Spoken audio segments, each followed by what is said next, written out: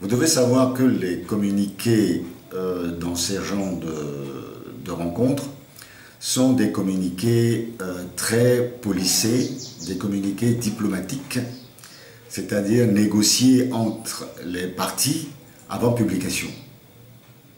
Donc, ces communiqués ne reflètent pas toujours le fond ou la forme des discussions. Il y a une partie, la première partie nous intéresse beaucoup à l'ANC, c'est la partie qui parle des réformes institutionnelles, constitutionnelles et électorales au Togo, ainsi que les élections locales.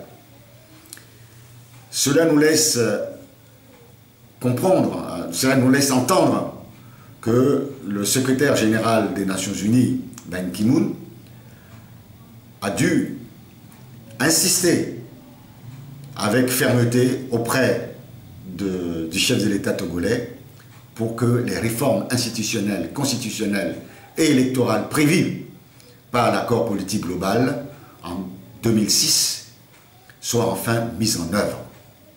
Parce qu'il ne faut pas oublier que les Nations Unies ont soutenu la signature de cet accord-là.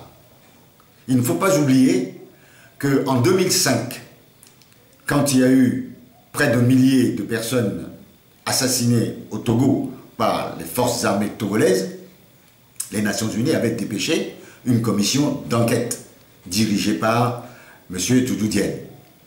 Et le rapport fait par cette commission a situé les responsabilités, a donné des noms, et jusqu'à aujourd'hui, rien n'a été fait, c'est toujours l'impunité. C'est suite à ce rapport qu'il y a eu d'abord le dialogue inter-togolais qui a abouti à l'accord politique global. Donc, le secrétaire général des Nations Unies est parfaitement dans son rôle quand il demande au chef de l'État togolais de tout mettre en œuvre pour que les réformes institutionnelles, constitutionnelles et électorales soient faites. Les locales font partie, les élections locales font partie des 22 engagements du Togo auprès de l'Union européenne. Or, jusqu'à aujourd'hui, le gouvernement RPT-UNIR se refuse à organiser ces réformes. Donc, nous saluons l'invitation de Ban Ki-moon à ce que ces élections aient lieu le plus rapidement possible.